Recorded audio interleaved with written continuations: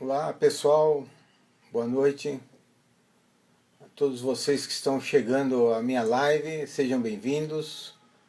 Agradeço a participação de todos vocês imediatamente. Estou apenas aguardando uns minutinhos aí até que possamos atingir o horário certinho da live, tá bem? Só um momentinho, por favor.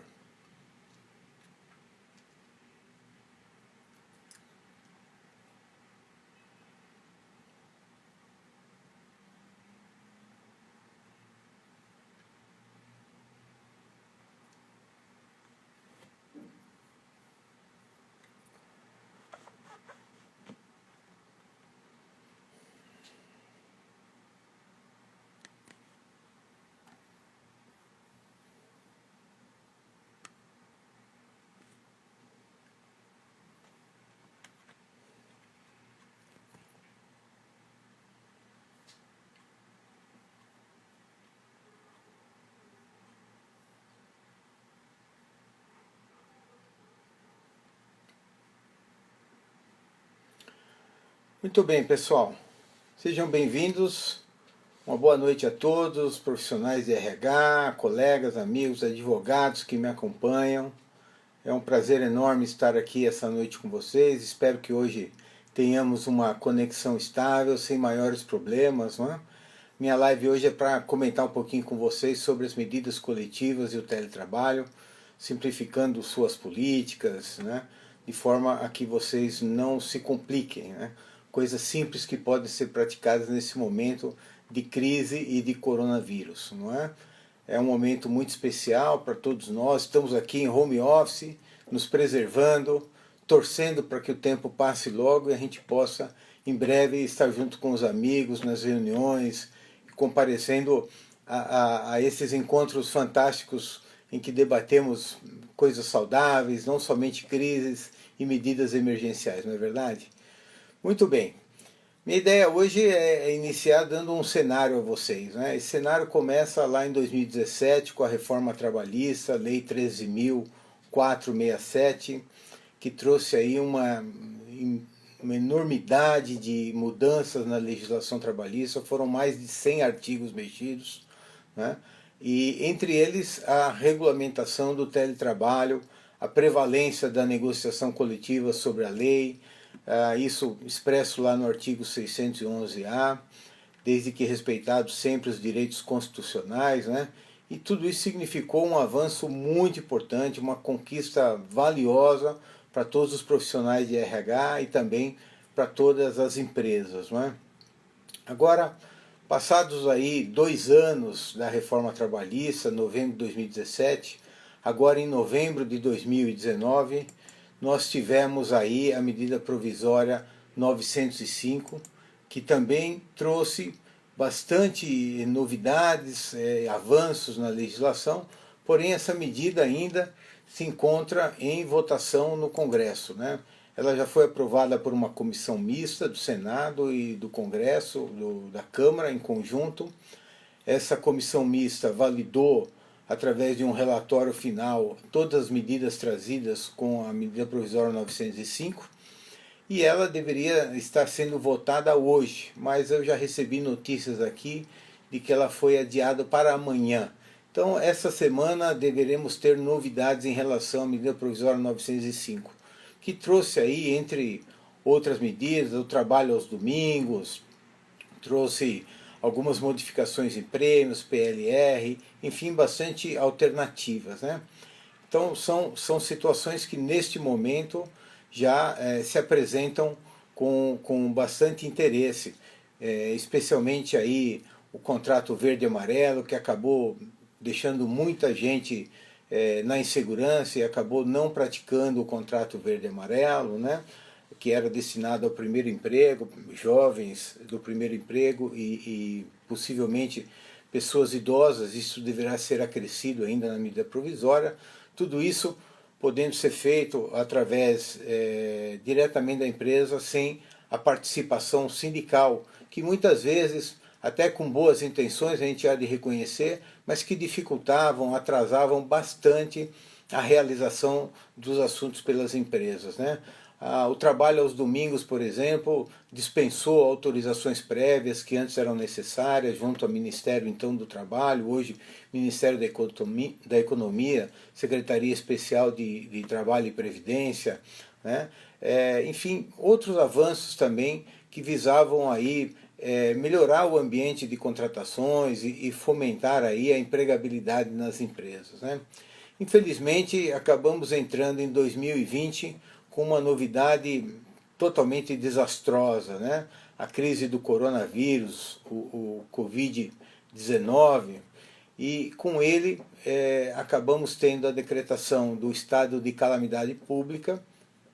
O governo editou uma medida através de uma mensagem ao Congresso e virou lei, um decreto legislativo de número 6 que reconheceu a calamidade pública, e o próprio governo, reconhecendo as dificuldades e a crise, baixou uma lei, a 13.979, traçando algumas características importantes para esse estado de coisa, né? Reconhecendo aí a força maior, que é um instituto que raramente se via utilizado no país. Eu não me recordo, em toda a minha carreira, de ter tido uma outra oportunidade de utilizar esse Instituto da Força Maior, né? E aí, com isso, a gente percebeu as empresas entrando numa roda viva muito grande, tentando, de alguma forma, superar as dificuldades que já começavam a se apresentar através aí de institutos como a quarentena, o afastamento, o isolamento social, enfim, né, que tinham que ser adotados para que não parassem a sua produção, não parassem as suas atividades nesse momento tão delicado para toda a nossa economia, né? Bem, além dessas medidas lá atrás que já facilitavam, ajudavam bastante, nós passamos a contar recentemente, e aí vou me deter de forma mais detalhada nesses aspectos, com duas medidas provisórias muito valiosas. Uma delas, a medida provisória 927, que foi editada no dia 22 de março agora, de 2020. Essa medida provisória trouxe aí um incentivo muito grande, uma simplificação de medidas que algumas empresas até já vinham adotando. Já estavam se preparando, já vinham adotando algumas providências que ela trouxe, mas que precisavam ser fomentadas, incentivadas, estimuladas, né? Isso aconteceu principalmente com aspectos voltados para as férias individuais ou férias coletivas, banco de horas, antecipação de feriados, compensações de jornadas, e principalmente o teletrabalho ou o home office, como nós estamos vivendo isso agora nesse momento. E eu tenho certeza que muitos dos que estão aqui me acompanhando já também ou praticaram ou estão praticando, porque é um momento fundamental para ter medidas como essa, né?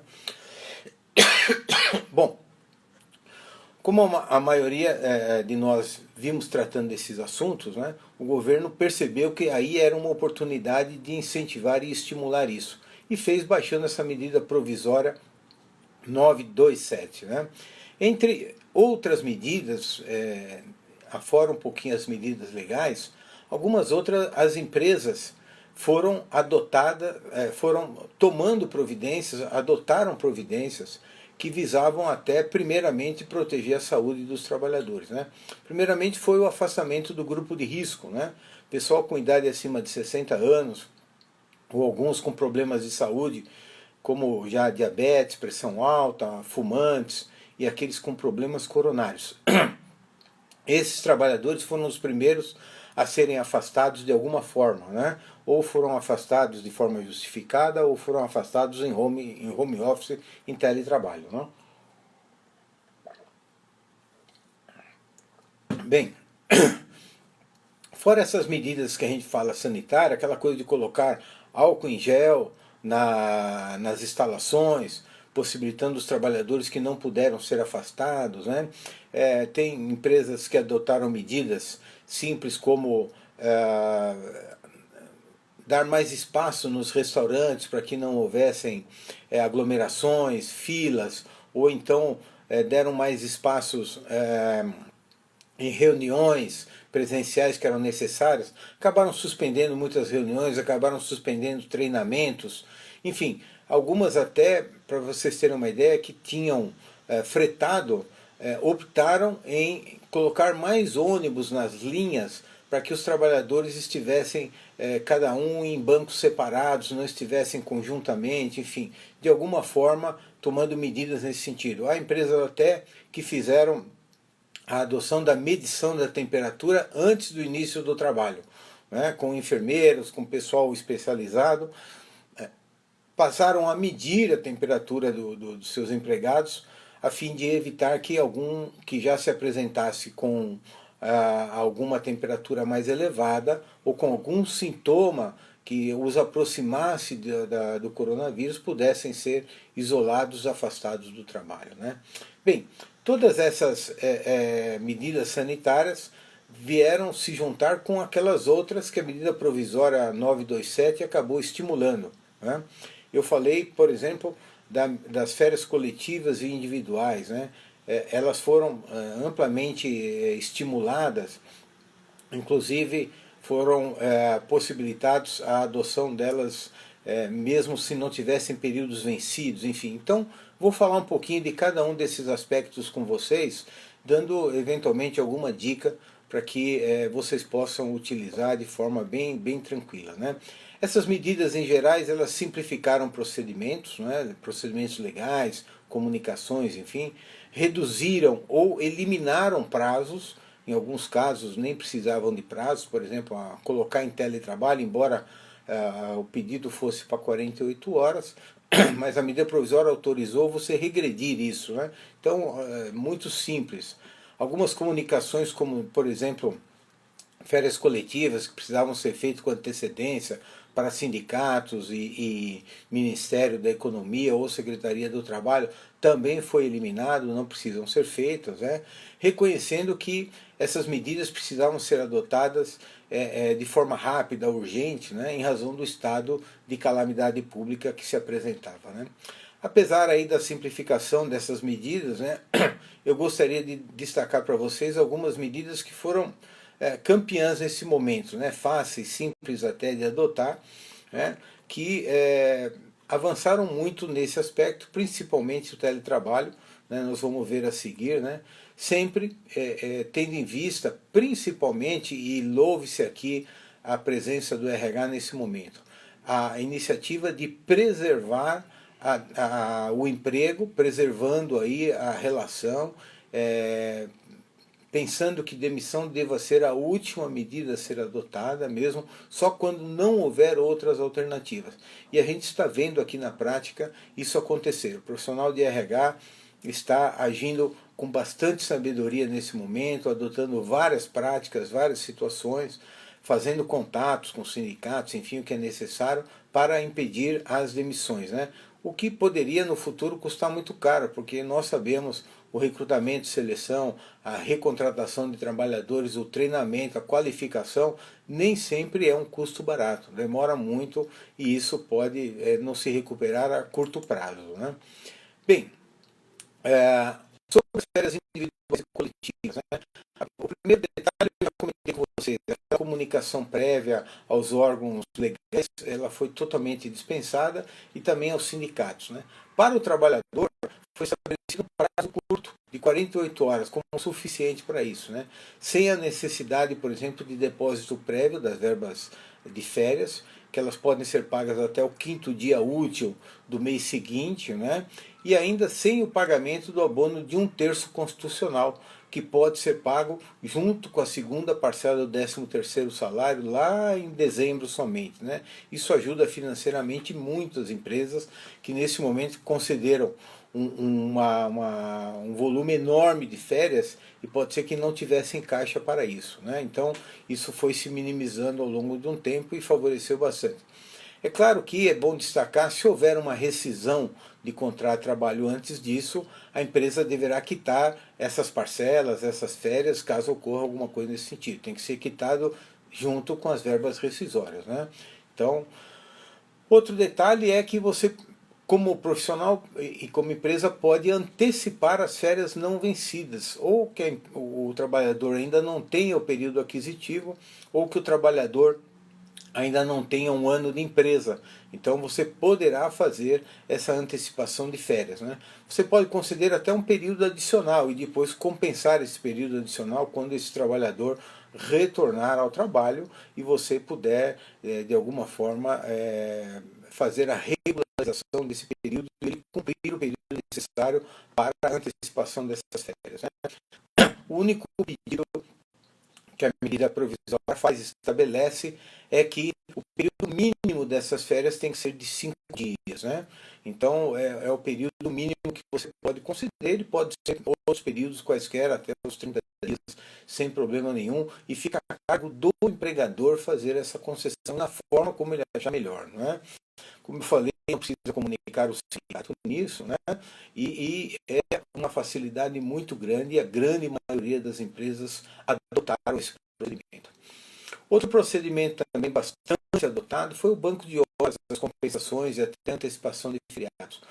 Vale aqui lembrar que a antecipação dos feriados não se aplica a feriados religiosos.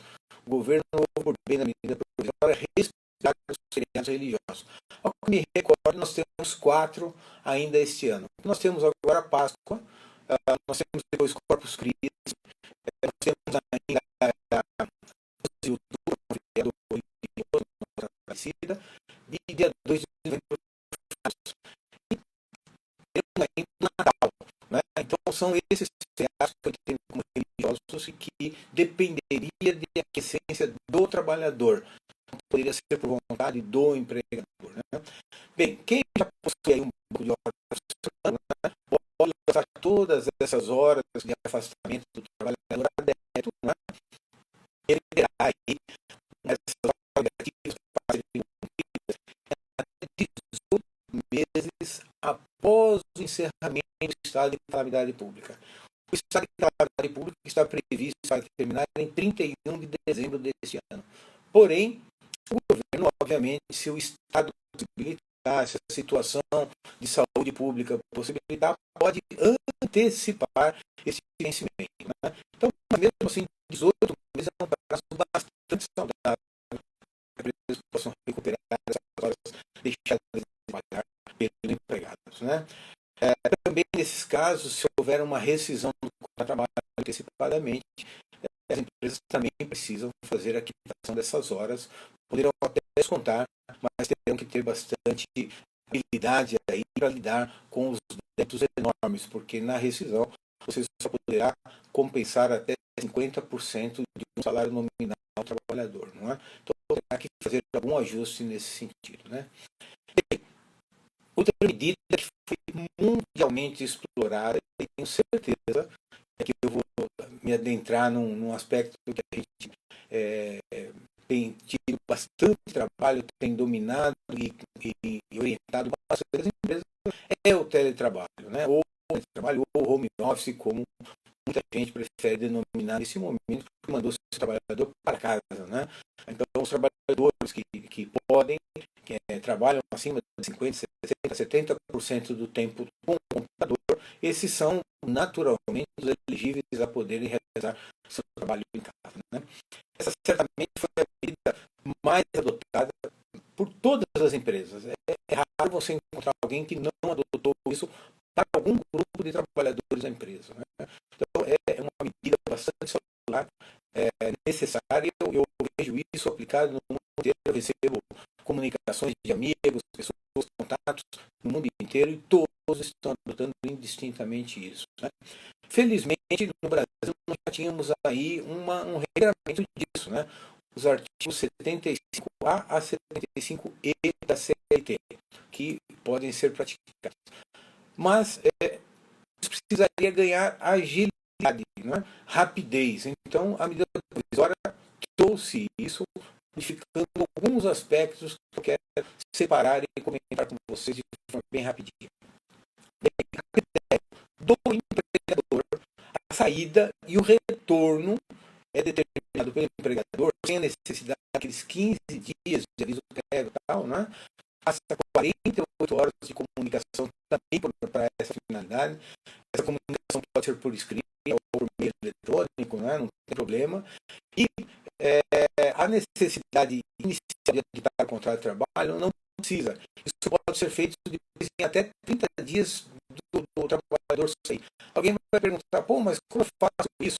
Um trabalhador estando em casa. A comunicação por meio eletrônica, né, está totalmente autorizada, então você pode se comunicar com ele por meio eletrônico. Quando for meio eletrônico, pode ser por e-mail, pode ser por WhatsApp, pode ser por comunicação e mensagem de celular, pode ser até por uma dessas plataformas de conferência, enfim, em que faz uma reunião ou uma videoconferência, um videocontato com o trabalhador sem problema nenhum, né?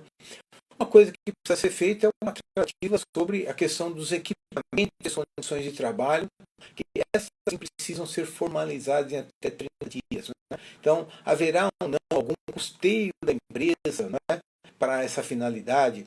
Por exemplo, se o trabalhador tiver que usar a internet da casa dele, né, vai usar mais dados do que ele dispõe, em que o home office, o teletrabalho foi adotado, a suspensão do vale de transporte, obviamente, é permitida, né? Qualquer empresa fazer isso, porque não haverá deslocamento do trabalhador, né? Mas a suspensão aí de alguns benefícios, como VR, VA, refeição, alimentação, né? Por exemplo, ou alguns auxílios como creche, né? Embora até possam ser feitos se não houver obrigatoriedade sindical para mantê-los, né? É uma medida que não é muito recomendável, né? Porque isso desestimularia bastante o trabalhador e criaria vários outros problemas. Então, cada empresa deverá avaliar mais detalhadamente, mais carinhosamente essa situação para ver qual o impacto que isso poderá causar ou não em seu relacionamento com o trabalhador, até o impacto disso posteriormente com algum sindicato, enfim. Né? Vale ainda se preocupar, como eu falei, com a questão de custo, né, os custos envolvidos com isso. Né? O trabalhador, de alguma forma, pode ter com esses casos, né? Como eu disse, é oferecer talvez uma ajuda de custo, a empresa pode cobrir de alguma forma parcialmente esses custos, enquanto durar o regime. Nós estamos falando talvez de 2 meses, não mais do que isso, né? Então, essa ajuda precisa constar nesse aditivo, na política do teletrabalho, né? Até para que depois isso não caracterize uma remuneração e possa sofrer aí encargos trabalhistas. Então, é um cuidado que você deve ter. Né? Outra situação aí já envolve assuntos mais estratégicos de políticas, né? A necessidade de orientar muito.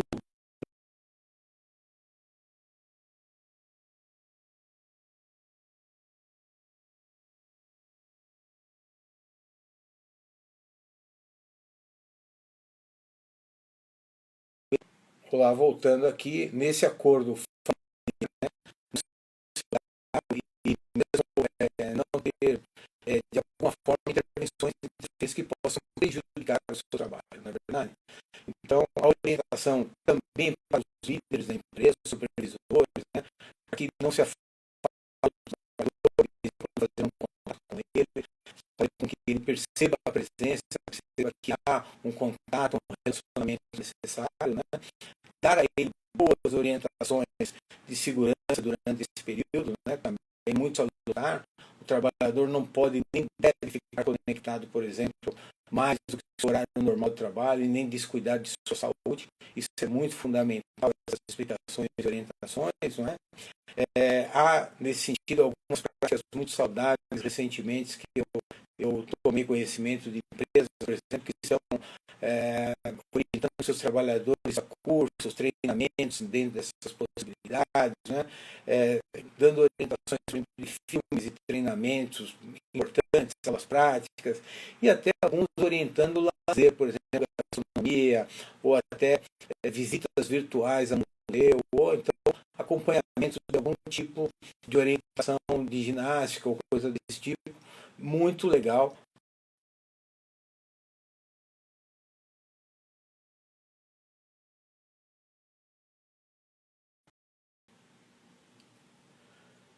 Muito bem. Caminhando aqui para as conclusões de nossa apresentação, né, eu espero ter trazido a vocês algum tipo de orientação simples, básica, necessária para esse momento, né? Algumas dicas que são valiosas, essas eliminações de formalidades, prazos curtos, enfim, né? E trouxe aí, de alguma forma, nesse momento, facilitações para que não ocorressem mais problemas do que o próprio coronavírus já trouxe, na verdade. Então, nessa hora é importante a intervenção do profissional de RH, né? Inclusive para que todos estejam cumprindo seus prazos, seus resultados esperados, enfim, todas as medidas que a empresa espera e passou a dar confiança para ele, para que ele possa, de alguma forma, praticar o seu trabalho com segurança e também com bastante tranquilidade, né? Bem, essas são algumas dicas que eu queria trazer. Eu tenho certeza que muitas perguntas aqui podem surgir. Eu peço a todos que eventualmente ainda estão me acompanhando possam transmitir para o próprio Instagram aí, ou as mídias digitais da BRH, né, com o nome, e-mail, para que eu possa respondê-las posteriormente sem problema nenhum, né? Não esqueça aí, por favor, que esse vídeo estará disponível no Facebook, LinkedIn, YouTube da BRH Brasil. Né? Você também pode assistir pela nossa plataforma BRH Digital, que está com acesso liberado até o dia 30 de abril. Né? Fique atento a essas nossas publicações. E seguindo aí a nossa websérie, né? Amanhã às 14 horas, nós teremos mais uma sessão extra de lives, né? Não perca, estará aqui disponível no Instagram mesmo, né? Obrigado a todos que estiveram comigo. Eu sei que algumas